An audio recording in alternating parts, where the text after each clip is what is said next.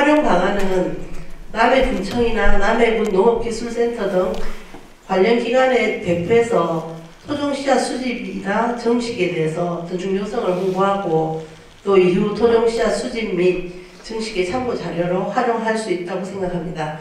남해군 토종종자사업단 어린이 농부학교 등의 프로그램을 진행할 때 교육 자료로도 이렇게 잘 사용할 수 있다고 생각이 들고요. 한 가지 좀 가외에 말씀을 드리자면 저희 어린이 농부학교 교장 선생님이고 이 책을 주로 이제 많이 만드는데 기여하신 김건우 선생님이 올해 농지를 잃어가지고 남해를 뜰 것이라고 자꾸 저희한테 협박을 하셔서 혹시 괜찮은 쓸만한 농지가 있으신 분들은 좀 소개를 해주시기 바랍니다. 감사합니다.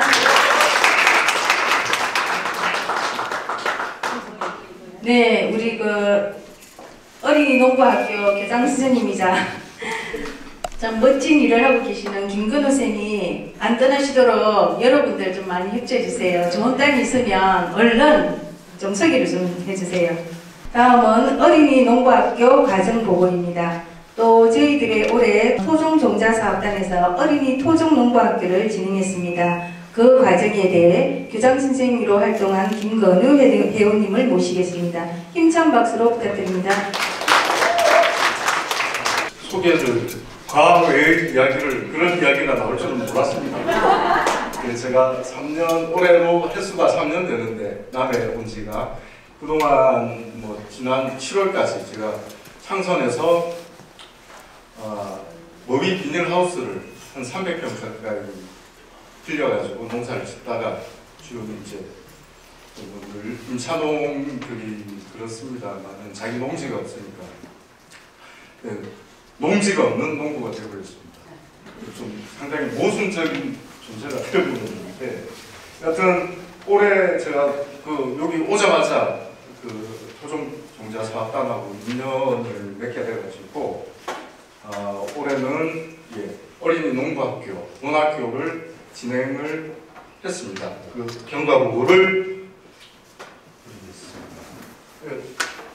여기 어린이 농부학교를 진행을 해보자고 한 목적은 농촌에 살면서도 이 자연 환경이나 농사를 어떻게 짓는지를 모르는 알 수 있는 방법이 없죠, 아이들이. 그래서 그 아이들한테 일단은 다른 작물도 그렇지만 벼농사 통해서 계절이 어떻게 바뀌는지 그 계절에 따라서 벼가 어떻게 자라는지 그 과정을 한번 느끼고 관찰할 수 있도록 그렇게 해보자.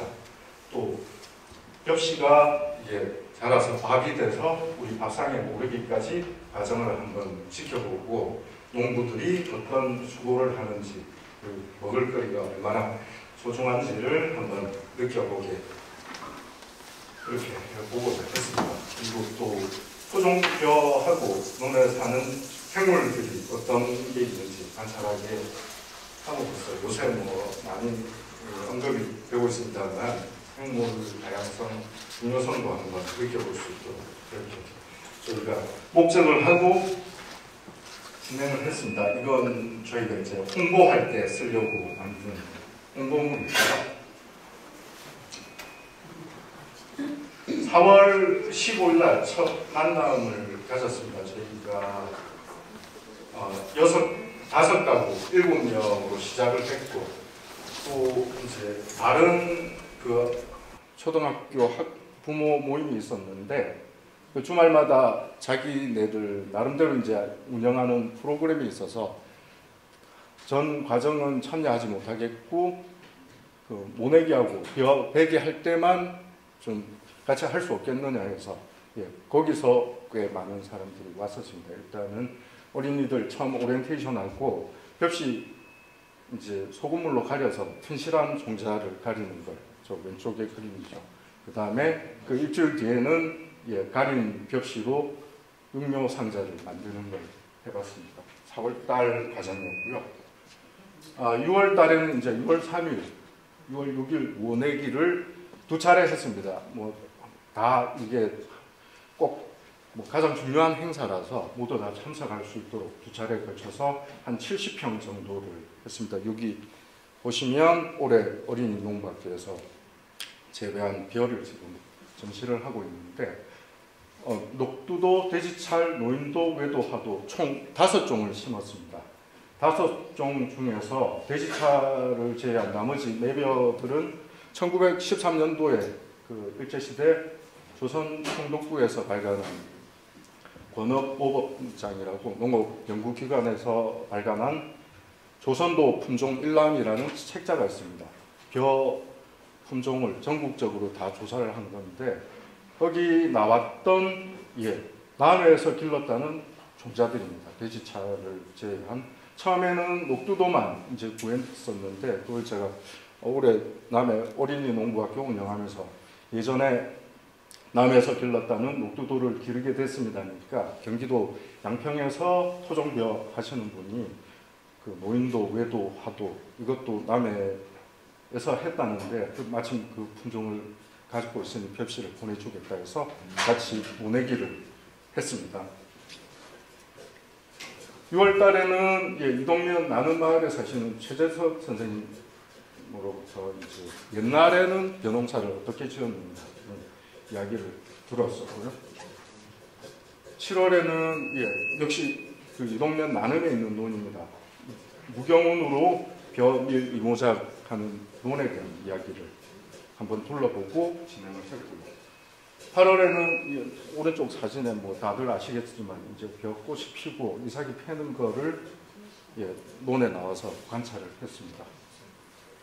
9월 달에는 이게 뭐 마침 벼도 쓰러지지도 않고 17일에 그 저기 김한숙 선생님 꽃들 교육농장에 모여서 꽃과 풀로 염색하는 과정을 거쳤는데 바로 그 뒤에 비가 한 닷새쯤 오면서 저기 보시면 이제 노인도라고 꽤 키가 큰 다 펴면 제 목까지 키가 자라는 벼가 있는데 그 비 때문에 이제 쓰러져 가지고 김한숙 선생님하고 저하고 벼를 다시 일으켜 세우는 일을 해야 됐습니다. 그런 일 때문에 이제 토종 벼를 잘 안 하시는 거죠. 10월 달에는 벼베기도 모두 다 참석할 수 있도록 2차례 걸쳐서 벼베기를 했고 낫으로 베고 저기 보이시죠? 오른쪽 사진에 홀패로 훑고 직접 예전 방식으로 했습니다. 시간이 정말 많이 걸리더라고요. 다시는 할 수 있을까? 어린이 농부학교 성과는 뭐 앞서 말씀드린 목적과 연계시켜서 해보자면 어쨌든 7개월 동안의 과정을 주로 이제 초등학교 7살부터 초등학교 4학년까지가 모였었는데 7개월 과정을 함께 하면서 어쨌든 벼가 어떻게 자라는지는 한 번은 관찰을 했을 것이다. 그 다음에 벼 외에는 저희가 그때 심을 수 있는 씨앗들, 모종들을 다 토종으로 된 걸 드렸기 때문에 집에서도 길러서 먹고 또 씨앗을 남겨서 내년에도 또 심어볼 수 있도록 그 과정을 한번 체험하게 했고 저도 여기 남해 와서 그 투구새우는 책으로만 보다가 투구새우를 처음 봤는데 투구새우 등 논에서 사는 다양한 생물들을 관찰을 해보도록 했습니다. 뭐 이건 아이들을 시키지 않아도 아이들은 본능적으로 그냥 논 옆에 있는 개울로 가서 다슬기도 잡고 다 하더라고요. 뭐 가르쳐 주지 않아도 다 알고 있어서 그리고 올해 뭐 여러 가지로 아쉬움이 남는 점도 있습니다만 내년에는 좀 더 프로그램을 알차게 진행을 해보려고 생각을 하고 있습니다. 고맙습니다.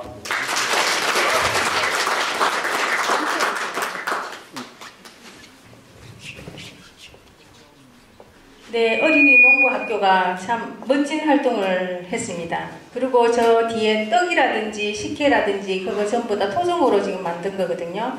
식혜는 녹두조를 해서 우리 여성농민회 회장님 조희순 회장님께서 직접 식혜를 만들어 오셨고 떡은 돼지 찰벼라 해서 찹쌀떡을 찰떡을 해왔는데 그것도 저희 토종으로 했습니다. 정말 맛있습니다. 나가시기 전에 이제 맛을 한번 보시고 다음 순서는 나의 토종 농사에 대하여 이야기입니다. 경북 봉화에서 고집스레 토종 농사를 짓고 있는 박성인 농민의 강의를 편하게 들어보겠습니다. 경북 봉화 그 멀리서 오신 강사님을 큰 박수로 모시겠습니다.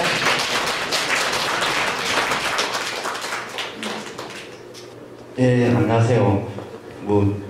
참 멉니다. 멀리서 왔습니다. 시간상으로 한 4시간 정도 걸렸고 거리가 한 350km 조금 넘더라고요. 그래서 아침에 집에서 8시쯤 돼가지고 이제 내일 배추 보내줘 될 게 있어가지고 절인 배추 이제 어제 저녁에 절간했던 거를 아침에 다 디벼 놓고 그래 놓고 왔습니다. 제가 사투리를 많이 씁니다. 이해를 해주시길 바랍니다. 예, 경북 봉화에서 예, 좋은 분들 찾아뵙게 된 박성인이라고 합니다. 반갑습니다. 키가 작으니까 좀 올라갈게요. 예, 잘 뵙니 이제. 저 조금 일찍 와가지고 제 막내 동생 처갓집이 요 남해입니다. 그래가지고 어머니가 또 배추절간하면 또 한 박스 갖다 드리라 지금 갖다 드리고 고춧가루 좀 갖다 드리고 그래 그거 들려서 밥 얻어 먹고 예, 그리고 이제 이어왔습니다.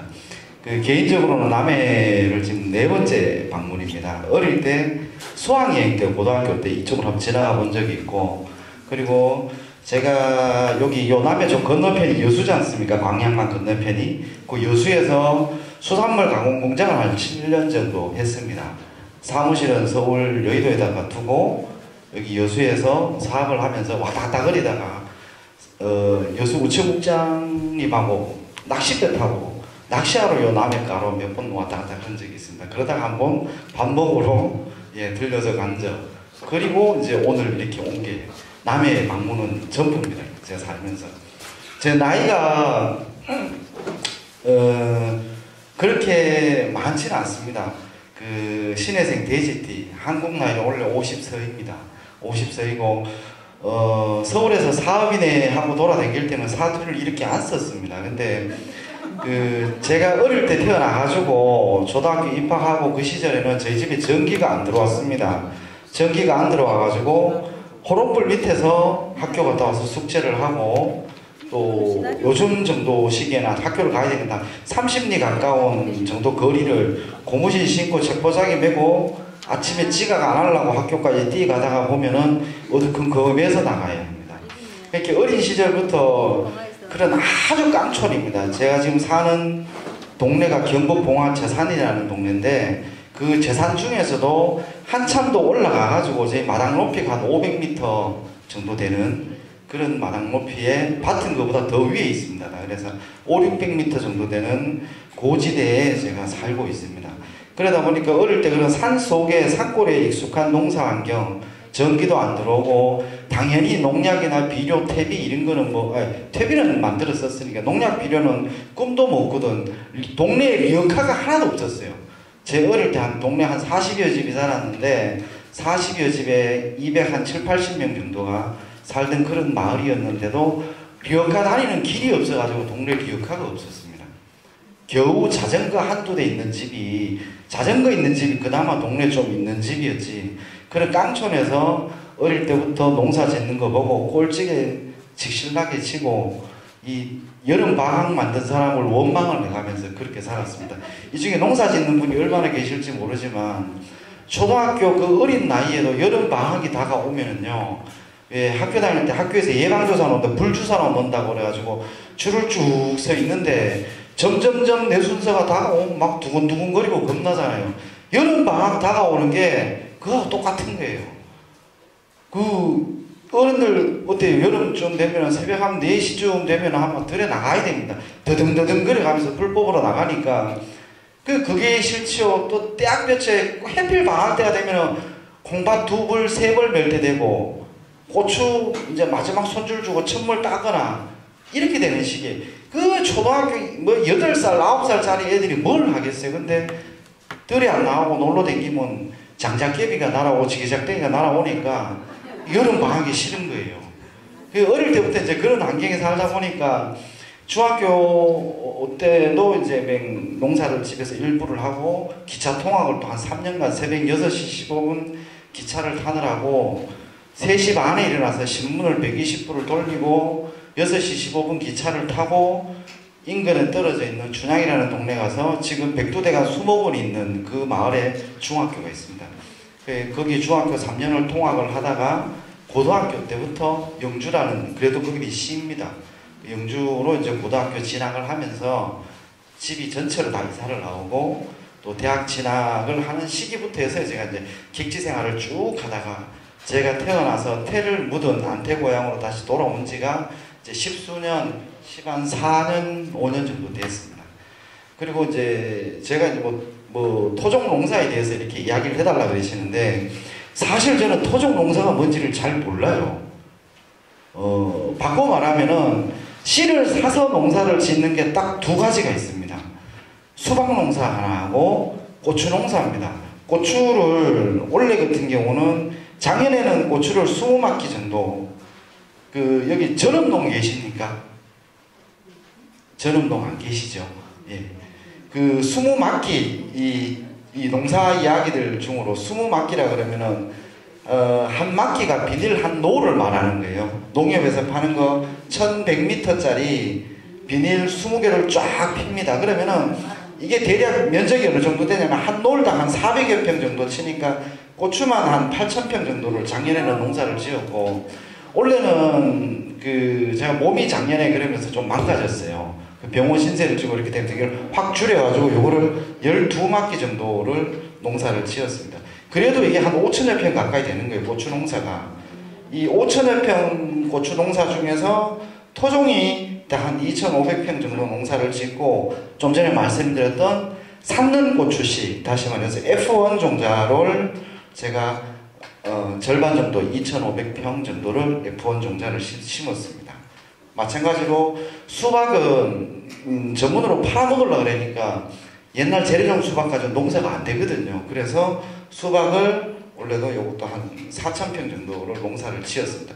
요 두 가지 빼고 일반적으로 농사라 그러면은 지 혼자 떨어져서 낳는 거는 안 치잖아요, 농사꾼들도. 그래서 내가 씨앗을 집어넣거나 모종을 심었거나 최소한 손길이 가는 거를 내가 농사 짓고 심었다라고 이야기하는데, 그거 올해 기준으로 제가 친환경 인증받은 게 48품목이고 인증 안 받은 것까지 한번 쭉 적어보니까 한 69가지 정도 되더라고요.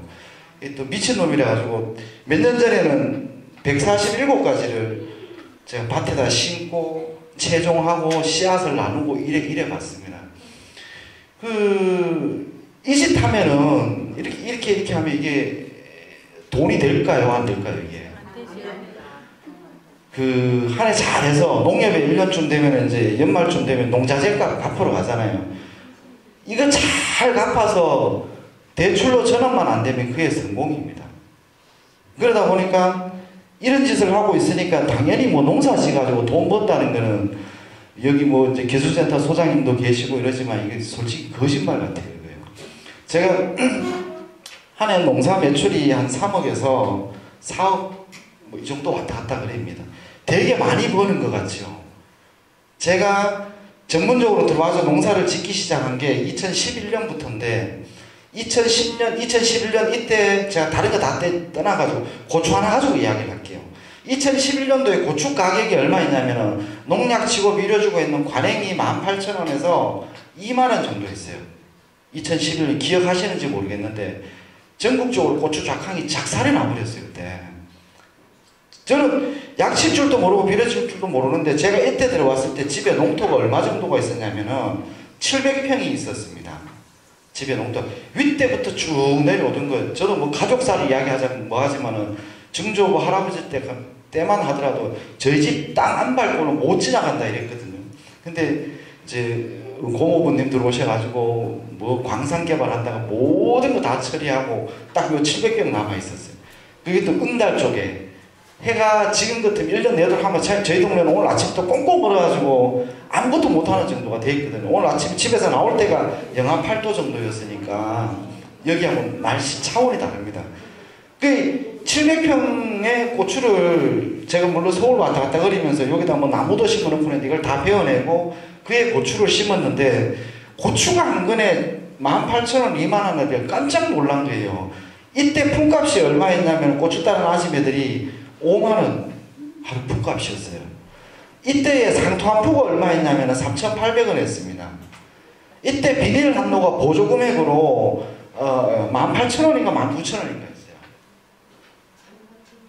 지금 오늘 현 시점에 제가 요즘 품값을 주는 품값이 얼마냐면은 12만 원입니다. 그 다음에 요 3,800원 하던 상토가 6,500원이 됐어요. 그 다음에 18,000원 하던 비닐 값이 3만 원이 됐어요. 원래 관행 농산물 지금부터 원래 2023년인데 원래 고추값이 공판장 시세가 초기에는 품질 좋은 고추가요 15,000원, 16,000원까지 했어요. 꼭 지적한 게 농약치고 비료주고 했는 F1이 뒤에까지 좀 떨어져가지고 11,000원, 만원 이렇게까지 떨어졌죠. 제가 이때 고추를 얼마 팔았냐면은 15,000원에 팔았어요. 이때 고추를 15,000원에 팔았어요. 그리고 원래도 고추를 16,000원에 팔았습니다. 16,000원에 팔았는데 물론 저는 토종이든 뭐든 농약치고 비료주고는 안 합니다. 할 줄 몰라가지고. 그래서 토종이 뭔지 잘 모른다 그랬는데 이러다 보니까 2018년도에 또 무슨 일이 있으면 이때 또 고추값이 18,000원, 2만원 또 한 적이 있어요. 기억나시는지 모르겠는데 이때는 어떤 일이 있었냐면 제 아는 이화여대 교수님이 계시는데 이 양반이 제 집에 부모님 모시고 와서 하룻밤 주무시고 간 적이 있어요. 그래서 뭐 고추도 따가시고 뭐 상추도 뜯어가고 이래가지고 가시면서 내가 아는 사람이 봉화에서는 토종 농사를 짓고 있는데 이 사람이 고추를 이렇게 팔더라고. 얼마에 올려놨냐면 요때 15,000원인가 16,000원인가 이렇게 자기 블로그에다 이렇게 올려놓으셨어요. 소식을 전하기 위해서. 근데 이걸 보고 누군가가 저를 농관원에다가 품관원이라고 이야기해야 된답니다. 농산물 품질 관리원 직원분들은 자기 직원들을 품관원이라고 이야기해요. 좀 이따 저 품관원 이야기 잠깐 한번 해드릴 텐데. 어찌됐든 여기다가 찔러가지고 제가 그에 3번에 걸쳐서 조사를 받았어요. 경찰도 오고 농가원 직원들도 오고 뭐 군청 직원도 다 쓸어왔어요. 와가지고 고소 고발인지 뭔지 모르겠는데 진정 내용이 뭐냐. 고추값이 2만원을 하는데 시중에 고추값이 2만원을 하는데 유기농 고추라고 하는 사람이 15,000원을 팔고 있더라. 이게 일반 시중 고추를 갖다 사다 팔아도 이건 말이 안 되는 소리다. 저게 애가 또라이가 아닌 이상은. 결과적으로 말하자면은 중국산 고추를 가지고 들어와서 국산으로 둔갑을 시켜서 팔지 않고서는 이런 수치가 나올 수가 없다 이렇게 된 거예요. 그래서 이 사람들이 와가지고 고추 말려놓은 거 다 포대기 다 끄집어내가 조사하고요. 밭에 다 뒤집고 다니고 뭐 저온 창고 싹 다 디볐어요. 처음에 나와서는 고추가 말라놓은 게 얼마 없으니까 이게 팔아먹었구나 이런 생각인데 처음에는 며칠 날 갈게요 이렇게 전화를 하고 왔는데 그 다음에 왔을 때 경찰하고 두 번째 왔을 때 그냥 왔어요. 그냥 와가지고 뭐 이래 저차 합니다. 막 조사하더라고요. 그래서 제가 뭐 찾아내면 한 100원씩 줄게 그랬어요. 100원씩 줄게. 진짜 거짓말 안 있는 그대로 말씀드립니다. 제가 왜 자꾸 이게 이제 이야기가 좀 많이 옆으로 샜는데 이런 말씀을 왜 드리냐면은 아까 좀 전에 농사 지어가지고 못 먹고 산다 그랬잖아요. 토종 농사 지어가지고 더 못 먹고 삽니다. 근데 제가 뭐 잘나가지고 남들이 이렇게 받을 때 10몇 년 동안 15,000원, 16,000원 이렇게 팔고 앉아있냐면은 좋은 음식일수록 돈 많은 사람들은요 탈락을 해 병원 가서 돈 많이 쳐들여가 고치면 돼요. 근데 경제적인 약자들은 병원 함부로 막 가가지고 나 여 탈났으니 이거 고쳐주세요 저거 고쳐주세요 라고 할 수 있는 형편도 안 됩니다. 아무리 좋은 친환경 농산물 먹거리 있어도 가격이 택도 아니게 높아버리면은 접근할 수가 없어요. 그러니까 벌벌벌 떨어야 됩니다. 고추 한 근 사는데도 쌀 하나 사 먹는데도. 그래서 내 계산해 보니까 내 밥 먹고 살고 빚 더 안 지고 딱 요 정도 선이면은 내가 요 정도만 받아도 되겠다 해서 이렇게 파는데 이게 굉장히 좀 안 고운 사람들이 많은가 봐요. 제 주변에도 원래 관행으로 농사 짓는 사람들이 굉장히 많습니다. 경북 봉화가 영양이 해마다 한 28,000톤 정도의 금고추를 생산을 하고 경북 봉화가 21,000톤에서 23,000톤 정도의 금고추를 생산하는 전국 2위의 고추 생산지예요. 그래서 저도 제 주변의 친구들이 고추 농사를 굉장히 많이 짓습니다. 걔들 관행 고추 농사 지어가지고 전부 15,000원, 16,000원에 팔아요. 제가 원래 12만기 5,000평 가까운 고추 농사 지어가지고 몇 건 땄냐면 2,000건 땄어요.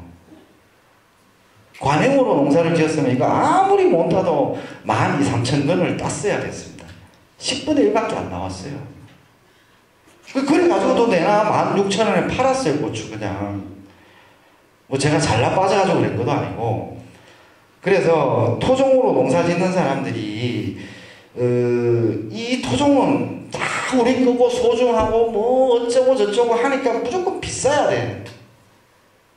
여기서부터 소비자들하고 일반 대중하고 토종이 멀어진 결정적인 이유가 그거 된 거예요. 첫 번째, 돈은 안 된다. 돈은 안 되고, 두 번째, 소출이 적으니까 농사를 안 지으려고 한다. 그러다 보니까 자꾸 그러면 어떻게 해야 되지? 토종을 하려고 하면 가격을 높여야 된다. 이거 누가 하려고 그러겠어요? 아무도 안 하지. 이래서 토종이 어느 순간 별스러운 게 되고, 토종 종자 사업단 뭐 이런 게 막 생겨야 되고, 토종 씨들이 뭐 이런 게 생겨야 되고, 뭐 토종 축제 이런 게 생겨야 되는 이상한 상황이 지금 오늘날 현실이에요. 제가 어릴 때 혹시 풋굿이라고 아시는 분 계세요? 좀 잘 써야 됩니다. 풋굿. 저희 동네에서는 풋구라 그럽니다. 그냥 풋구. 이거 아시는 분? 자, 전통 농경사회에서는 한 해 1년에 풀 작업, 제초 작업이죠. 제초. 긴매기입니다. 긴매기 작업. 요게 끝이 나고 나면은 올 한 해 농사가 이제 모든 밭이 다 메꿔지는 거예요. 논밭이 다 메꿔지고 처음에 씨 넣어놓고 나가지고 이 풀 잡기가 얼마나 힘들어요. 그죠? 이 풀 잡는 게 밭 농사 같으면 5번을 해야 돼요. 5번을 해야 한 해 풀 관리가 끝이 납니다. 처음에 아이 뽑기, 주기, 그 다음에 끌떼기하고 돌갈이하고 한번 흔들어야 되거든요. 이렇게 돼 5번을 해야 이게 끝이 나는데, 이렇게 끝이 나고 나면은 동네 사람들이 우리 올 한 해도 무탈하게 모든 밭에 곡식을 다 엮고 나니까 하루 모여가지고 서로의 이제 수고로움, 노고로움을 시야하면서 잔치 벌리는 거예요. 보통 단오 지나가지고 6월 말 7월 초쯤 요때쯤 됩니다. 더위가 막 시작할 무렵 정도 되죠. 그때쯤 되면은 모든 곡식들이 확 자라 올라가지고 풀을 이기는 정도 시기가 돼요. 그래서 모여서 잔치를 하는데 이게 풋구 먹는다 이야기를 합니다. 이 풋구 먹는 이야기를 하는데 이런 게 바로 축제예요. 토종축제. 풋구 먹는 게. 모여 앉아두고 집집마다 술도 담고 깽가리도 치고 북도 치고 장구도 치고 두드려가면서 얼큰하게 취해가지고 풋구를 딱 먹고 나가지고 그 다음날 되면은 옛날 농경사회 같으면은 전부 풀밖에 없잖아요. 이 그릇 만들 게. 그래서 풀도 아무나 못 빼는 거예요. 그 동네에서 가장 책임 있는 어른이 내일부터 퇴비를 만들 풀을 베라 이렇게 명령을 딱 내립니다. 그래서 그걸 영풀백이라 그래요. 명령을 내리는 풀백이. 그래서 영풀 베는 게 풋구 먹고 나가지고 풀을 베서 이듬해 농사에 쓸 퇴비를 만드는, 그래서 이 풋구가 전통적인 농경사회에서 보름다음으로 큰 여름에 가지는 축제 중에 하나였어요. 근데 지금은 토종이 별스러운 시대가 되다 보니까 토종 씨앗 축제 뭐 이제 이렇게 생겨버린 거예요. 제가 이제 시드림이 시민사회단체로 있다가 그게 이제 저희가 이제 법인을 만들었습니다. 사단법인이라 그래가지고 사단법인으로 출범을 하면서 거기에도 이제 등기이사로 이렇게 올라가 있는데, 제가 시드림 처음에 활동을 하면서 말하기를 뭐라 그랬냐면은, 저는 시드림 활동하는 이유가 시드림 망하게 하기 위해서 한다 그랬어요. 시드림이 망하는 이유는 2가지입니다. 활동을 아주 지질나게 못해가지고 지리자멸하거나, 또는 시드림이라는 존재 자체가 필요가 없어서 문을 닫아야 되는 경우. 시드림이 필요 없는 경우는 뭐냐면은 토종 씨앗을 누구나 다 보편적으로 농사 짓고 누구나 다 이용을 하게 되면 시드림이라는 토종 시드림이라는 단체가 필요가 없어요. 이웃집 가도 다 상추 씨 좀 주소, 고추 씨 좀 주소, 나락 씨 좀 남았니까, 콩 씨 좀 있니까, 다 토종이 다 돼 있으면 시드림이 할 일이 없어요. 씨앗 나눠주고 뭐 홍보를 하고 연구를 하고 누구나 다 하는데, 적어도 제가 어릴 때 농사 짓던 불과 30년은 좀 빠릅니다. 불과 40여 년 전만 해도 다 그렇게 농사 지었어요. 제 어릴 때만 해도 새벽종이 울려 내 동네 마을 반장이나 새마을 지도자 집에서 테이프 넣어가지고 이제 새벽종이 울렸는데 노래 틀잖아요. 노래 틀어주고 나면은 뭐 이제 새마을 지도자가 또 방송합니다. 비닐을 쓰면은 고추 한 고랑에 뭐 20포대 따네, 한 포기 한 근을 따네. 그러면서 사실은 이제 농촌도 망가지기 시작하고 어느 뭐 회사에서 인력을 모집한답니다. 아침에 막 그렇게 막 방송을 계속 되니까 젊은 사람들이 한 달에 월급 얼마 준다 합니다. 막 이렇게 되니까 산업화를 위해서 정부가 또는 기업이 자본이 농촌을 다 무너뜨려 버렸죠. 그래 된 결과 이런 토종이 지금 현재 기형이 되고 요상한 형태가 돼서 토종이 뭔가 하고 이렇게 저보다가 훨씬 더 경험도 많고 다양하신 분들이 여기 와가지고 이런 상황을 맞이하게 된 겁니다. 그래서 그게 참 안타깝다 이런 말씀 드리고, 자, 제가 이제 토종 농사에 이게 잘 안 닦이네 이게 그죠? 예. 그 농사에 대해서 조금 더 말씀드리면은 제가 좀 전에 원래만 해도 60가지가 훨씬 넘는 이제 작물들을 심었다 그랬지 않습니까? 물론 거기도 콩도 뭐 한 8가지, 팥도 7가지, 고추도 18개, 고추도 13가지, 전부 다 다릅니다, 종류가. 뭐 이렇게 저렇게 하다 보니까 이렇게 종류가 그렇게 많습니다. 그런 농사를 지어오면서 제일 중요한 게 뭐냐면은, 물론 이 토종이 순계가 100% 유지가 되어 왔다라고는 말할 수가 없어요. 왜 그러냐면은 제가 어느 글에 기고를 할 때 옆집 손인의 울타리에는 붉은 꽃이 피는 울타리 콩을 심었고, 그 뒷집 갑돌이네 집 울타리에는 흰 꽃이 피는 울타리 콩을 심었고, 그렇게 하다 보니까 그게 교잡이 되거나 섞이거나 해서 강해지고 살아남은 게 지금의 씨앗이다 이렇게 말씀드릴 수가 있을 것 같아요. 그래서 토종이 100% 순종이다 또는 뭐 이건 100% 수비초다 100% 뭐 울릉재래다 이런 말을 하기는 참 어렵습니다. 어찌됐든 간에 잡종은 강합니다. 씨앗이 섞이고 왔던 게. 근데 그렇게 하다 보니까 이게 뭐가 수비초고 뭐가 뭐고 이게 다 이제 구분이 모호해진 거예요.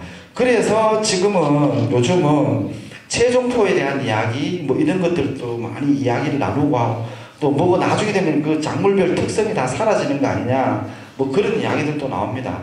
어찌됐든 간에 씨앗이 사람 손에 떨어진 1000년 2000년 채소, 뭐 충북 청주에서 소로리에서 전 세계에서 가장 오래된 탄화된 벽시가 발견됐다고 하잖아요. 15,000년에서 18,000년 정도 됐다고 합니다. 그걸 거꾸로 계산을 하면은 인간 손에 곡식이 떨어진 게 최소한 뭐 성서적인 이야기는 잠시 접어두고요. 최소한 2, 3만 년은 안 되었을까. 2, 3만 년 동안 가장 좋은 씨앗, 가장 훌륭한 씨앗, 가장 쓸모가 있는 것들을 골라가지고 현재 우리들 손에까지 우리 조상들이 남겨줬으니까 우리도 최소한 그 정도까지는 못하더라도 후손들한테 그보다 더 못난 씨앗은 물려주지 말아야 되겠다.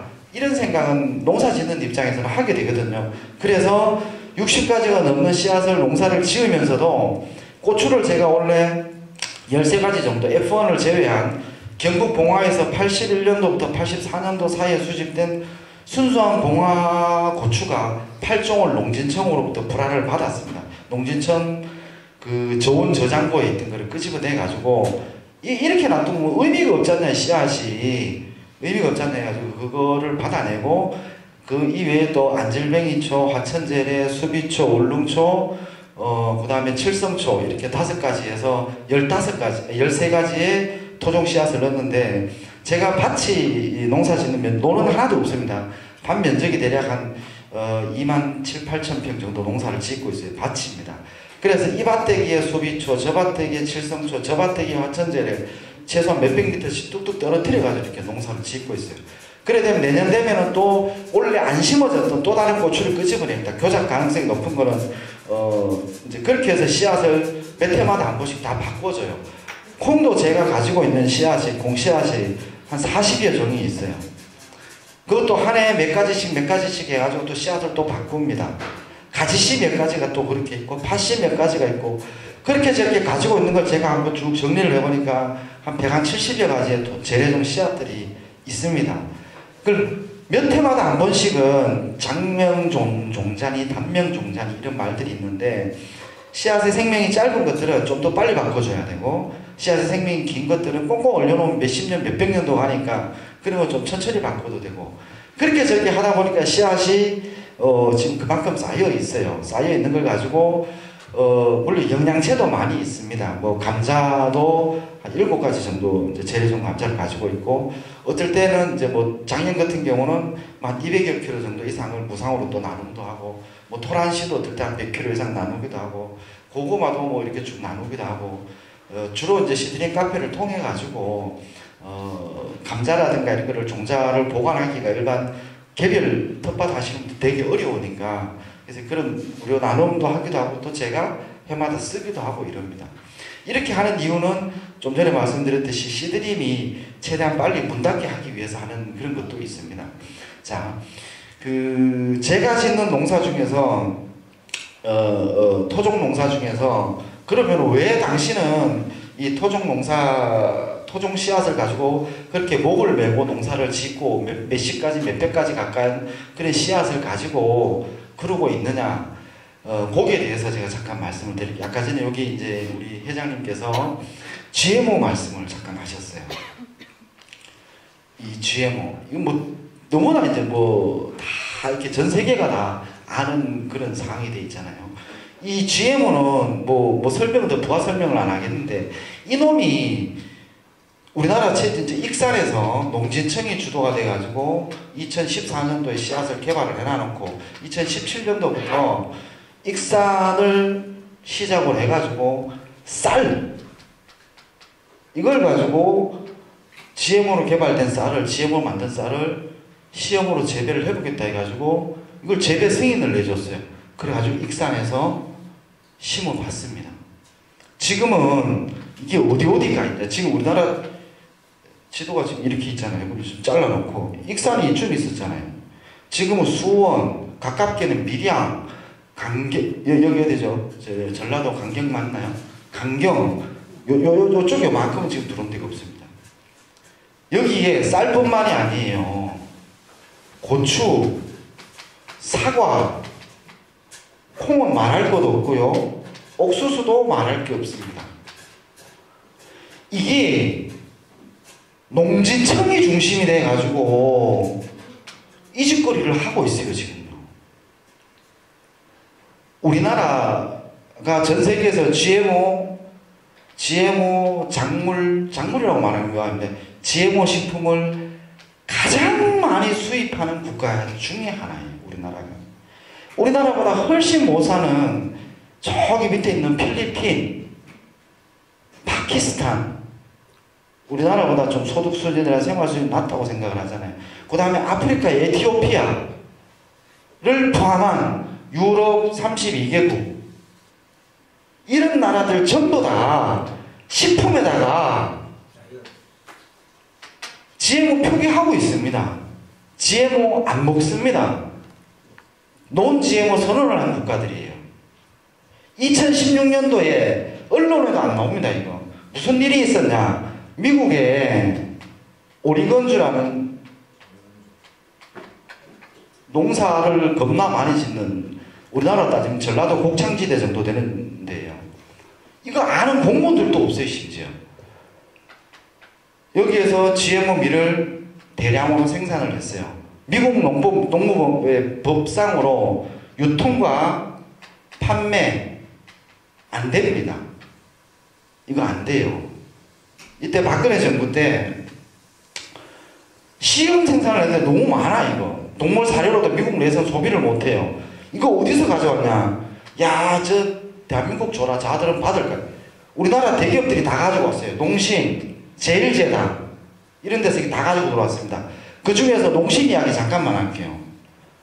얘들이 나라에서 사가지고 오라니까 사가 왔어요. 뭐 했겠어요? 신라면 만들었습니다. 이거 해가지고 어디로 간지 아세요?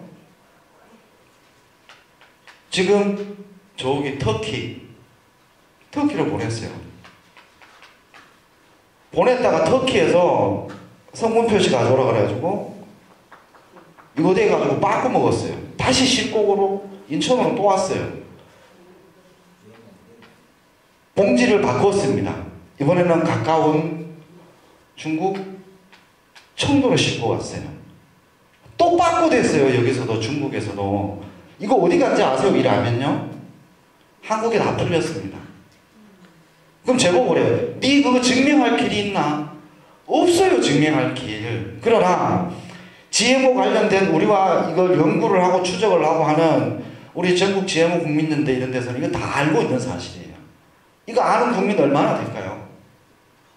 그리고 대한민국에 심지어 고추조차도 GMO가 재배가 되고 연구가 되고 농진청이 중심이 돼가지고 승인을 내놨다는 사실. 배추도 있습니다. GMO 배추요. 제가 원래 농진청으로부터 8종의 봉화에서 수집된 토종고추 씨앗을 받아가지고 증식을 하고 있다 그랬지 않습니까? 이 중에는 정말 맛있는데 단 1도 안 매운 토종고추도 있어요. 농진청 수집번호 18번, 봉화 수집번호 18번 고추는 단 1도 안 맵습니다. 고추 모양은 화천재래랑 똑같이 생겼는데 안 매운 고추가 있더라고요. 이거의 조건이 뭐냐면은 키워가지고 모종을 키워서 본엽이 6에서 8장 되는 시점에 다 이파리를 2장씩 뜯어가지고 유전자 검사를 해야 된다. 이게 뭔 말이냐? 말을 바꾸면은 이게 1981년도에서 84년도 사이에 경북 봉화에서 수집이 된 토종고추인데 그동안 농진청에서는 얘들이 이 씨앗을 가지고 5년에 한 번씩 연구를 하고 씨앗을 바꾸는 활동을 합니다. 저거들 옆에 최종보 옆에 GMO 쭉 들어가 있으니까 같이 있어요. 이거에 혹시 교잡이 되거나 섞이지 않았을지 저들 스스로 겁이 나가지고 이 검사하고 있어요. 그래가지고 이 파리 따가지고 냉팩 넣어가지고 농진청 유전자원센터로 보냈습니다. 정부가 중심이 돼가지고 GMO 표기하는 것도 대기업에 반대에 막혀가지고 이것도 못하고 있고 그리고 GMO 배추고 고추고 쌀, 콩, 옥수수 할 거 없이 다 하고 있으면서 농민도 모르고 있고 이걸 재배하는 농민도 모르고 있고 그걸 먹는 국민도 모르고 있고 그걸 담당하는 심지어 공무원들조차 모르고 있어요. 이거 얼마나 심각한 내용인지 아세요? 유럽에서 이 GMO 작물을 가지고 동물 실험을 2년, 3년에 걸쳐서 한 결과들은 인터넷이라든가 뭐 유튜브라든가 이 자료 찾으려면은 뭐 거의 뭐 어마어마한 양의 자료가 있어요. 어느 정도의 이 GMO에 대한 그런 부분들이 있는지 이건 그 이야기는 안 해도 이게 꼭 무조건 나쁘다, 해롭다 이것보다가는요 이겁니다. 검증을 거치지 못한 거예요. 최소 유럽에서는 동물 실험을 2년, 3년치 정도를 가지고 결과를 내놨는데 우리나라 정부 농진청에서는 GMO 쌀을 재배 승인을 내줄 때 얼마 정도의 연구치를 가지고 동물 실험을 가지고 했냐면은 13주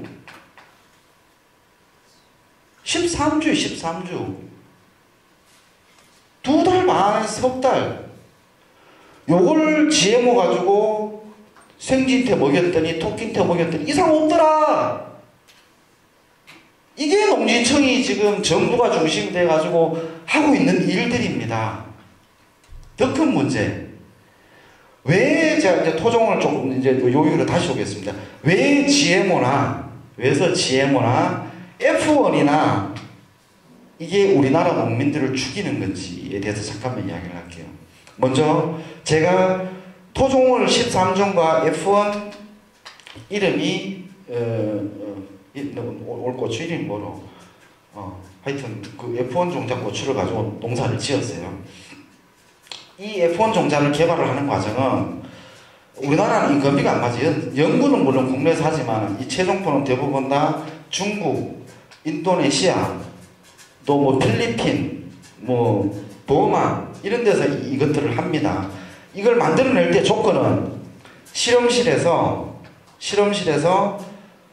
뭐 재배 온도 몇 도, 언제 어떤 병이 생기면 무슨 농약을 치고 무슨 양분이 모자라면 어떤 비료를 치고 딱 이런 매뉴얼이 주어져 있는 거예요. 이렇게 재배했을 때는 고추 한 포기에 건초 기준으로 500g 정도를 수확을 합니다. 이렇게 딱 만들어진 것들이에요. 그러면은 재배 환경이 다 다르고 밭 조건이 다 다르고 기후가 다 다르고 날씨가 다 다른데 요게 조금만 바뀌어도 처음에 이 F1 같은 경우는 이 결과를 얻을 수가 없는 거예요.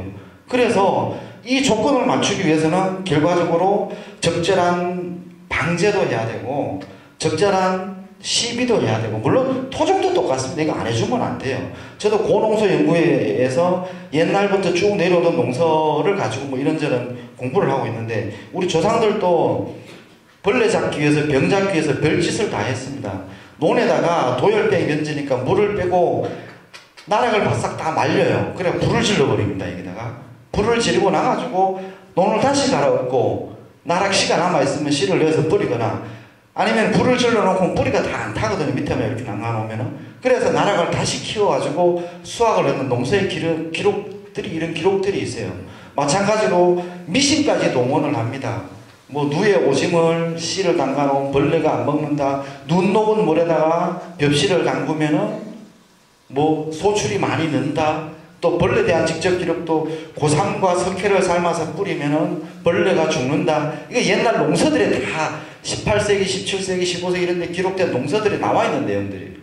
우리 조상들도 방제를 하기 위해서 이렇게 노력을 했는데, 어찌됐든 간에 이 F1 종자들은 필수적으로 이런 매뉴얼화된 재배 방법을 갖추기 위해서는 투입이 많이 되어져야 된다는 거예요. 근데 저희 클 때만 해도 비료가 어디 있으면 농약이 어디 있어요? 없었어요. 똥 싸더라도 집에 가서 싸야 됩니다.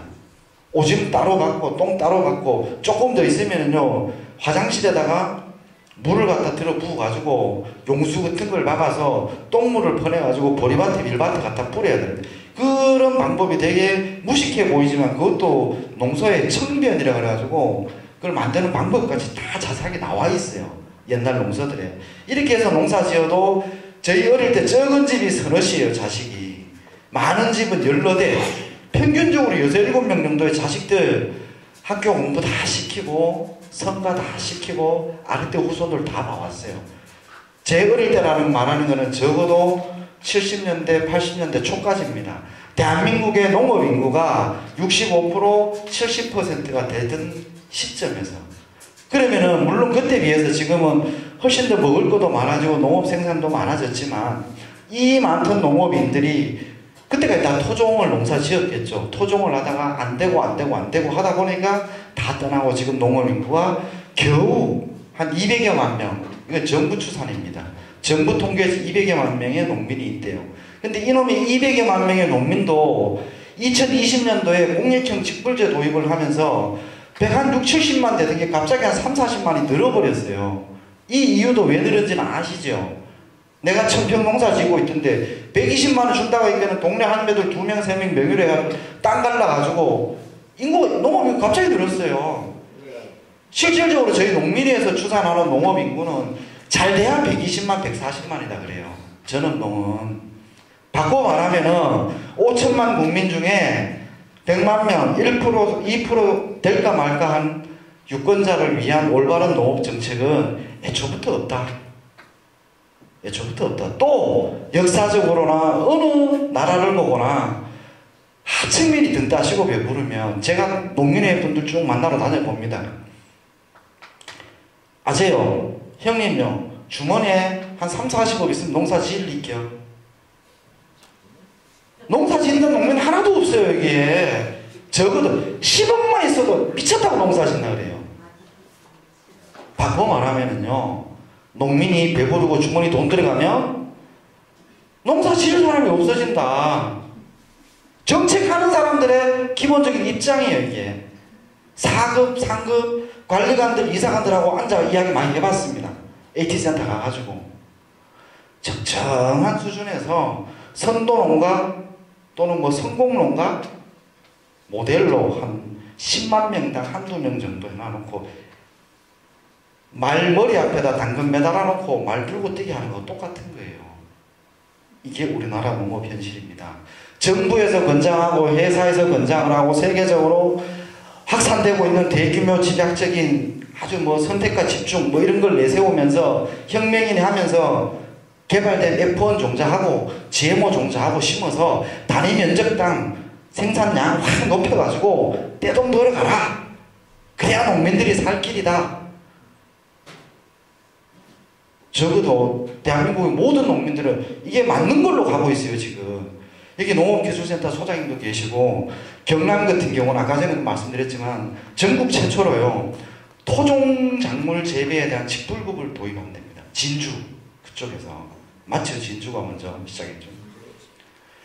그 경북은요 경북도 토종 조례가 있습니다. 전국에서 제일 꼴찌로 만들었어요. 2017년도에 서울 산업대인가 시립대인가 거기에서 이 토종유전자원에 대한 나고야 의정서 그 후발적으로 토종유전자원에 대한 논의 같은 게 있었습니다. 전국 조례하고 뭐 이런 것들. 또 그 이후에 2017년 겨울에 농진청에서 요런 토종이라든가 전통 지식 자원에 대한 관계자들의 포럼 같은 게 있었어요. 거기에서 정말 자랑스럽게 발표한 데가 경남이었습니다. 정말 부러웠거든요. 경북은요 5급 사무관하고 5급 사무관하고 4급 서기관분 도청의 과장님이시요. 이거 남들 쭉 발표하니까 중간에 도망가 버렸어요. 제가 다 쪽팔리더라고요. 저는 그런 동네에서 살고 농사 짓고 있어요. 토종 농사요. 그래도 이 60몇 가지를 한 해 농사를 지으면서 버텨내는 이유는 최소한 저는 성균관 유도의 정회원입니다. 다시 말하면 흔히 말하는 그 유교의 약간 신봉자고 어지간한 스님들보다 연불제 더 잘합니다. 한 달 동안에 맨날 새벽 3시 반에 저희 어머니 다니는 절에 가서 매일 아침 새벽 예불 도량서부터 해가지고 다 이제 불교 학생회 다니면서 배운 도둑질로 그런 것도 할 줄 압니다. 그렇다고 해가지고 뭐 성경 뭐 하나님이 틀렸네 맞네 이런 이야기는 안 하는데 태초에 여기 뭐 교회 다니시는 분 뭐 계시겠지만 3일째 되는 날 하나님이 하신 일이 뭐예요? 모든 풀과 씨앗 맺는 열매, 채소류와 씨를 가진 열매를 가지는 나무를 나시고 그 다음에 사흘째 되는 날 해와 달을 가지고 낮과 밤을 비추고 5일째 되는 날 맞나요? 제 기억이 맞는지 모르겠는데 뭐 물고기 키우고 이렇게 해놓고 가지고 나중에 이제 6째 때 사람을 만들어 놔놓고 이것으로 너들의 양식을 하라고 이렇게 했잖아요. 그럼 이 태초에 하나님께서 만들어 놓은 씨앗이 신이 있다면은 신이 당신을 닮으신 모습대로 창조한 인간이 먹을 거를 성경 말씀이 맞다면은 너희들이 먹을 거를 만들어 놨는데 왜 이 짓거리 왜 하냐고요. 왜 GMO 만들어내고 F1 물론 기술이라고 이야기하지만 이거 안 할 때도 우리 조상들이 자식 다 이어가고 다 했잖아요. 여기 샤인머스켓 맛있잖아요. 그죠? 포도. 이거 잠깐 이야기가 막 너무 많이 나가는데 이 샤인머스켓 요거 전 세계에서 생산하는 나라가 몇 개국 정도 되는지 아세요? 딱 5나라 있습니다. 품종 개발은 일본에서 했어요. 우리가 도둑질해 왔습니다. 이거 카페에 가지고 와가지고 5나라가 있는데 어디냐? 한국, 일본, 중국, 미국, 칠레예요. 요거 5나라에서 쓰는 약품이 하나가 있습니다. 뭔지 아세요? 예. 근데 이거 유럽에서는 2019년도에 다 퇴출됐어요. 동물 실험 결과 불임, 난소암, 정자기형, 정자 숫자 감소. 샤인머스켓 나무를 심어 놓고요. 1년째부터 이 파리가 나기 전에 지게렐리 계속 쳐야 됩니다. 이거. 열매가 달리면 거의 이 포도송이에다가 이 용액을 갖다 집어 담그듯이 해야 돼요. 그래야 씨가 없어집니다. 당연히 이 지베를린이 유럽에서는 불임의 주요 원인, 난소암의 주요 원인 누로 대출됐어요.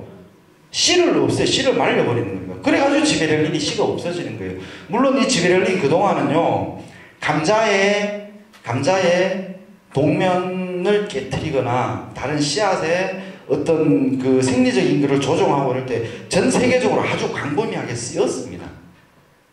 우리나라도 지금 이 지베렐린 아주 잘 써먹고 있어요. 규제가 없어요. 뭐 용량에 대한 얼마 그것도 없어요. 그냥 써요, 그냥. 심지어 감자 농사 짓는 이야기 잠깐 해드릴게요. 대관령 가면은 평창군이나 이쪽에 횡성이나 이쪽으로 채소도 많이 하지만 감자도 많이 합니다. 감자를 캐내고 나가지고 이제 고랭지 배추가 들어가는데, 감자 농사를 마트에 가면 감자 하나가 거짓말 좀 보태가지고 애들 머리만 해요. 금방 난다 머리만 해요. 감자 하나는 진짜 그림 이만한 게 있습니다. 이거의 재배 방법, 물론 비대제 치면 돼요. 비대제 치고 농약 치고 비료주고 토양에 벌레 한 마리 못 살게끔 토양 살충제 살균제 막 들이부어 놓고 가리 갖다 퍼부어 놓고 비대제 한 3번 4번 주고 스프링클로 돌리면 감자 이만해집니다. 근데 이제 거기서부터 문제가 생기는 거예요. 그 감자가 이만해지고 나면 이만하게 클 동안에 이 싹은 어떻게 돼요? 감자 싹은 겁나 무성하겠죠. 막 이렇게 막 푸릇푸릇하고 막 이렇게 커요. 그래 돼야 잎에서 일을 많이 해야 야가 굵어지는 겁니다. 그래서 이 감자 싹을 없애야 이 기계가 들어가 수확을 하잖아요. 이 무성하면 수확이 안 되거든요. 뭐 할까 이거를요? 그 넓은 데를 사람 일리로 빗가요 이거를요? 예초기로 날릴까? 그렇죠. 드론으로 제초제 날려요. 드론 방제가 흔하지 않을 때는 사람이 일일이 약줄 끌고 들어가서 쳤어요. 이렇게 라운드 방식의 제초제, 흔히 말하는 글리포세이트요. 이 제초제의 작용 원리는 입에 들어갔다 뿌리로 가가지고 여기에서 온몸으로 날리는 거예요. 기준치 이상의 글리포세이트 암모늄, 축적되는 건 암모늄입니다. 감자에 다 있습니다. 이게 마트에 가 있는 대가리만한 감자의 실체입니다. 우리나라 지금 PLS가 이제 본격적으로 작년부터 시행이 되고 있잖아요. 예고 기간을 거쳐서. PLS요. 부산 사공판장이요. 첫 해에 18개 품목을 검사를 했어요. 기준치의 적정 수준에 들었느냐. 한 품목도 통과를 못했어요. 그런데 여기 돼 있는 게 뭐냐. 감자, 호박, 또 뭐 있더라? 하여튼 18개, 양배추. 이걸 그날 당장 끊어버리면은 대한민국이 난리가 나는 상황. 명실상부하게 PLS는 있는데 이걸 가지고 시행을 못하고 있는 게 농민들이 규정대로 약을 치냐면 못 쳐요. 약이 안 들어요, 일단요. 여기에 고추 농사 짓기 위해서 물 50마리에다가 아재요, 여기다가 포름을 2봉지만 넣고 치세요 이래라 했거든요. 2봉지여가지고 약 치나 마나 어른들은 2봉 넣고 한 3봉까지 넣는다 그러면 괜찮은데 이걸 5봉 6봉 넣어요. 여기다가 이렇게 쳐야 병이 없으니까.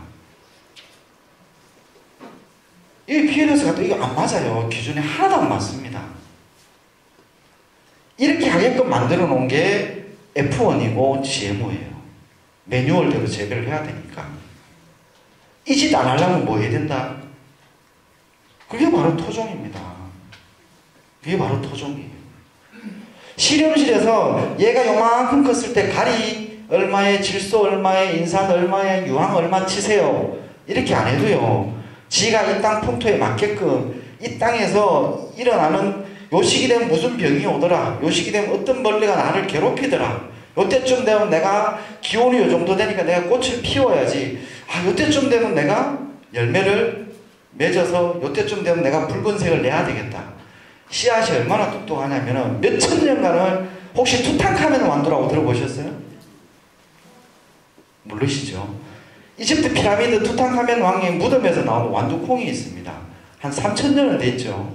그거를 전 세계 사람들이 다 이게 바라가 될까 안 될까 그러는 거를 한국의 농진청 박사들이 가져와가지고 씨앗을 깨웠어요. 3000년 전에 씨앗을. 왕고 진공 상태로 됐다 보니까 싹이 텄습니다. 그래가지고 보라색 꽃에 콩알이 두 알이 이렇게 들어있는 예쁜 투탕카멘 완두가 지금 많이 이렇게 돌고 있어요. 검색 한번 해보세요. 투탕카멘 완두라고. 또 시베리아 동토층에서 다람쥐가 10,000년 전에 감춰놨던 씨앗을 역시 한국론징청이 가지고 와가지고 씨앗을 깨쳤어요. 몇만 년이 지나더라도 이 씨앗은 자기가 살아오던 환경에 대한 걸 다 기억을 하고 있는 거예요. 그게 재래종자고 토종인 겁니다. 그렇기 때문에 이러한 환경이라든가 이러한 거에 적응되어 있는 것이 토종이기 때문에 토종을 해야 된다는 거지, 토종이 별스럽게 막 정말 맛있다, 정말 희한하다 이런 거 저는 솔직히 없다고 봐요. 대신에 고추 같은 경우는, 자, 고추를 제가 해마다 좀 많이 이렇게 심는다 그랬잖아요. 수비초, 이름이 칼초입니다. 수비초, 길쭉하게 이렇게 생겼어요. 껍질이 얇고 태양초 만들기 되게 좋아요. 칼칼하게 맵습니다. 풋고추가 껍질이 얇다 보니까 풋고추로 먹으면 되게 아삭아삭하고 시원한 맛이 나요. 그 다음에 같은 영양군에 있는 요 영양군 수비면 고추, 그 다음에 붕어초라고 해서 고추가 요런 모양으로 생긴 칠성초, 얘는 껍질이 두툼하면서도 색깔이 끝내줍니다. 아주 매우면서도 정말 답니다. 고추가 12브릭스 나온다고 믿겠어요, 이거요? 고추가 12브릭스, 매운맛에 가려져서 있어서 그런 거예요. 그 다음에 아까 말씀하셨던 음성재래, 껍질이 두툼하고 오늘 중공초가 그 70년대 초반에 중반에 그 고추 파동 왔을 때 중국으로부터 많은 고추가 들어왔죠. 그래가지고 고추가 주로 그때 재배되던 충북 음성하고 경북 영양이라든가, 영양은 좀 덜 탔는데 충북 음성, 경기도 여주, 그 다음에 전라도 일부 지역에 중공초가 많이 가서 그 지역 재래초로 많이 자리 잡았습니다. 이거는 껍질이 두툼하며 과즙이 많고 시원해요. 그 적당히 맵고, 근데 태양초 만들기에는 조금 꽝이 고추잖아요, 그죠? 그 다음에 화천재래, 쭈글쭈글쭈글쭈글하게 생겼지만은 굉장히 얇고 화끈하게 맵습니다. 근데 얘도 11브릭스, 12브릭스 정도 되게 달아요. 깔끔합니다, 맛이 아주 그냥. 약간 풋고추일 때 장아찌 담아놓으면 기가 막혀요, 얘가. 껍질이 얇아서. 이런 수많은 토종고추들, 우리나라에 지금 나눠지고 돌려지고 있는 것만 대략 30여 종 정도의 이제 시드리미 회원이나 일반 회원들 중심으로 돌아가고 있어요. 근데 지금은 이 토종이라는 말이 사전적인 의미는 뭘래요? 한 지역 내에서 오랫동안 전승되어 오던 씨앗들인데, 뭐 유전학적, 생물학적으로 한 30여 년 정도 그 지역에 정착을 해서 재배되어진 것들면은 이제 토박이 작물로 인정을 하잖아요. 근데 지금은 영양군 수비면에 있던 고추가 대한민국 어디가나 데 다 가 있잖아요. 그죠?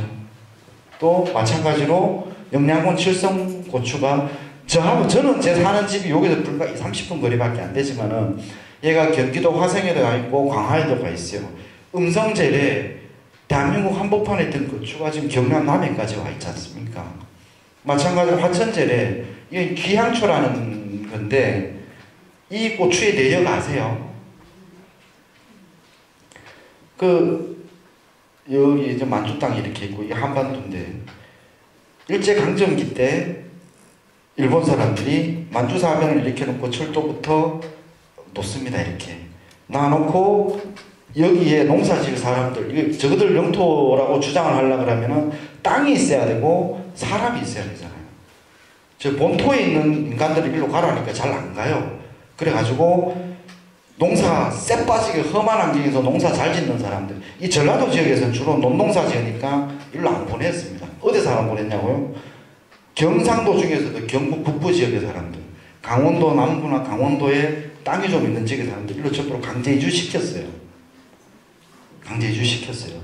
그 만주를 차지하고 만주국 만들어 놓고, 이때 강원도 하천에 있던 제 친구 장모님의 부모님들이세요. 여기가 농사 짓고 살기라고 손 메고 씨앗 다 챙겨가지고 일로 강제 이주 갔습니다. 중국 사람들은 고추를 우리처럼 안 먹습니다. 특히 만주 지역 사람들은.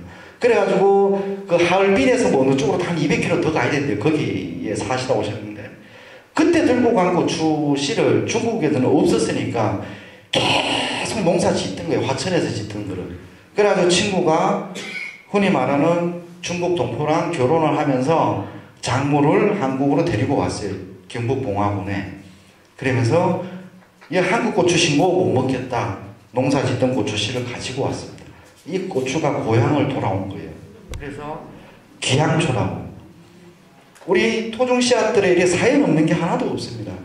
흰 물고구마 있잖아요. 저거가 내 나이 일본 침략의 역사랑 맞닿아 있습니다. 맞닿아 있습니다. 일본이 그 태평양 전쟁을 일으키죠. 태평양 전쟁을 일으킵니다. 미국의 또 다른 연합국에 의해서 다 봉쇄를 당하고 기름이 모자라게 됐어요. 그래가지고 여기 연세 드신 분들 공출이라는 말 들어보셨을 텐데, 송진공출 들어보셨죠? 모르시겠어요? 그 다음에 고구마 공출을 시킵니다. 왜 시켰을까요? 지금도 주정 만드는, 일본에서 주정 만드는 게 최고의 원료는 고구마예요. 물고구마를 동네에다가 다 나눠줍니다. 해놓고 요거는 사람이 몇 명이 사니까 너들은 10가마 가지고 와라. 요 동네는 얼마 사니까 너들은 50가마 가져와라. 이게 흰 고구마 저게 당분을 전환시키는데 가장 적합한 거예요. 조직이 이거는 흐물흐물해서. 20년대 말 30년대 초부터 해가지고 고구마가 처음에는 술 만들려고 들어왔다가 전쟁하면서 분해서 비행기 기름 만들려고 전국에 안 되는 온 산골짜기까지 고구마 다 갖다 줬어요. 심어서 공출을 하라고. 우리가 토종으로 알고 있지만 물론 지금 아마 지금 100여 년 이상의 세월 가까이 되어 있으니까 이 토종일 수 있습니다. 한 30년 이상 정도 씨를 안 끓이고 이어왔으니까. 토종이라 그래서 우리 땅에서 몇백 년, 몇천 년 동안 쭉 내려왔을 것도 있고, 그렇지 못한 저런 이 귀한 이 화천재래라든가 이 흰 물고구마, 이것처럼 이런 사연을 가진 그런 작물들도 있어요. 이런 게 다 어울려서 토종이라는 겁니다. 그리고 제가 이렇게 많이 하는 이유는 이런 거 안 해도 내가 조금 욕심 내려놓고 여러 사람들하고 나눌 수 있고 그러면은 충분히 살아가는데 지장이 없더라. 농업소득 3억 4억을 하지만 여기에 인건비가 한 2억 가까이 들어가요. 외국 인력들도 많이 씁니다만 저는 한 70%를 할매들 데리고 와서 반배는 됐습니다. 시골에는 의외로 행정기관에 그게 못 미치는 데가 많아요. 할매들 아파서 병원 계시고요. 자식들 좀 편 안 됩니다. 할매가 나와서 벌어가지고 병원비 대고 먹고 살아야 되는 집 허다하게 많습니다. 그 할매들 하루 나와 벌어야 돼요. 10만원, 12만원 받아가야 됩니다. 일 안 시킬까봐, 안 불러줄까봐 할매들이 곶감 사가지고 집에 오고 바카스 사가지고 저 갖다주고 이래요. 이게 촌실정이에요. 그 할매들하고 그런 사람들한테 한 2억 나가야 돼요. 농비 한 1억 써야 됩니다.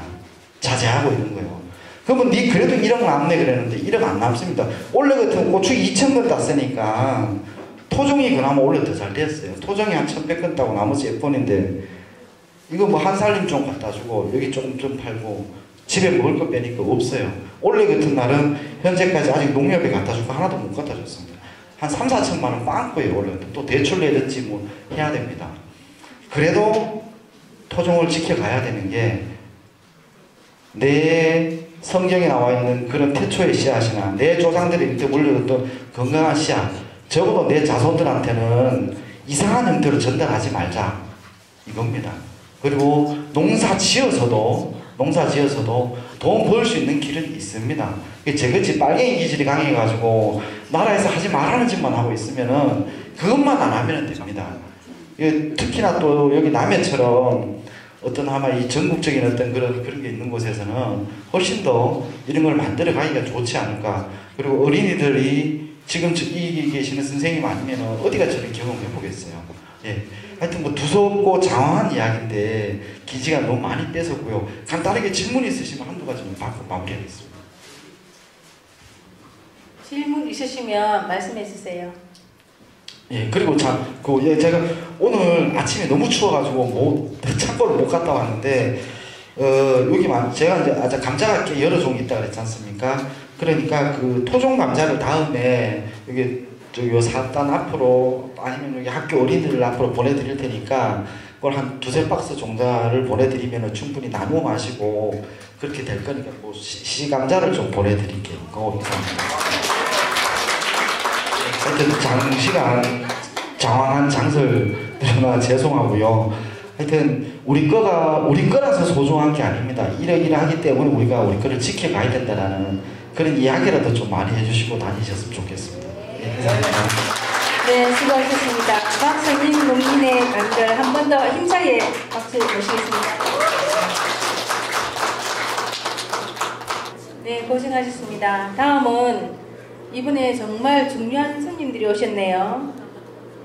어린이 농부학교 학생들이 밥상이라는 노래 부르기로 했습니다. 앞으로 나오도록 해서 함께 부르기로 했고요. 네, 다 같이 부르도록 하겠습니다.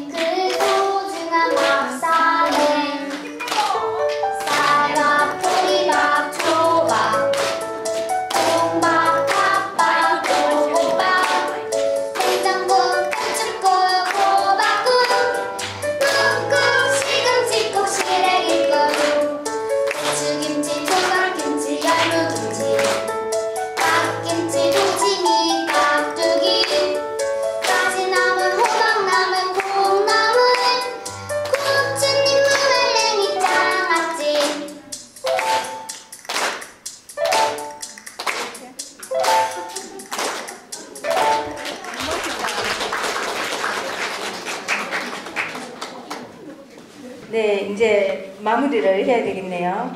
이제부터 토종 먹거리 나눔의 시간을 갖도록 하겠습니다. 오늘 특별히 관심이 가는 먹거리는 돼지 찹쌀로 만든 떡과 토종들께 강정입니다. 돼지 찹쌀은 찹쌀 중에서도 가장 맛있는 찹쌀로서 국제 솔로푸드 재단 맛의 방주에 등재되어 있습니다. 우리 회원들이 키우고 오늘 떡을 만들었습니다. 콩고물로는 토종 아주까리 밤콩으로 만들었습니다. 요즘 먹거리가 지천이고 떡도 손쉽게 먹을 수 있지만 오늘 떡은 음미하면서 한번 드셔보시길 권합니다. 식혜도 토종 녹두도로 맵쌀로 만들었습니다. 주변을 둘러보시면서 만나고 행복한 시간이 되시기 바랍니다. 이것으로 모든 행사를 마무리하도록 하겠습니다. 준비하시고 참석해주신 모든 분께 감사의 말씀을 드리겠습니다. 그리고 단체 사진이 있습니다. 앞으로 나오셔서 사진 촬영을 해주시기 바랍니다. 감사합니다.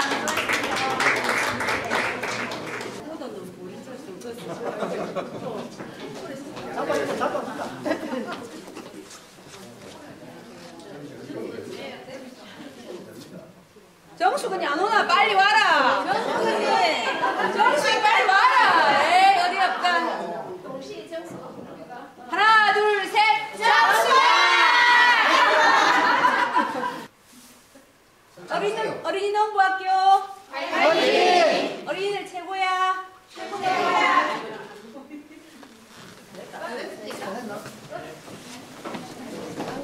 음식 나눠 드시고 갈 때 떡 좀 많이 싸주셨으니까